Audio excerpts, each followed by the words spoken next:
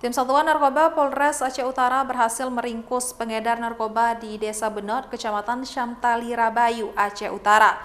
Dalam penangkapan tersebut, polisi berhasil mengamankan 2 orang tersangka dan barang bukti 1 kilogram sabu.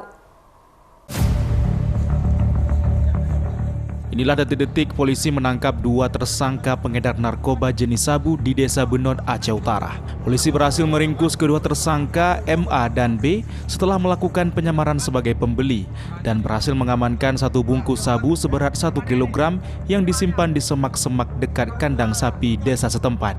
Penangkapan ini dilakukan usai mendapatkan informasi dari masyarakat terkait adanya aktivitas jual beli narkoba di desa tersebut, sehingga polisi melakukan penyamaran untuk dapat memastikan barang bukti dan tersangka.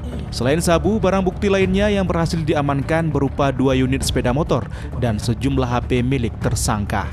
Tim kita yang di lapangan di Opnal coba melakukan penyamaran atau undercover dengan cara sebagai pembeli.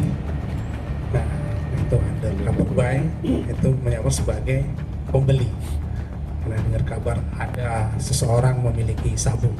Jadi coba kita melakukan penyamaran pada saat itu melalui MA, inisial MA, tanya MA, katanya dengar ada sabu. Oh iya ada, sama si Pola dengan inisialnya B.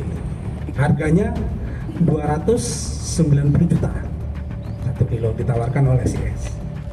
Akibat perbuatannya, kedua tersangka kini diamankan di Polres Aceh Utara dan dijerat ancaman hukuman mati atau penjara seumur hidup. Dari Kabupaten Aceh Utara, Armia Jamil, iNews melaporkan.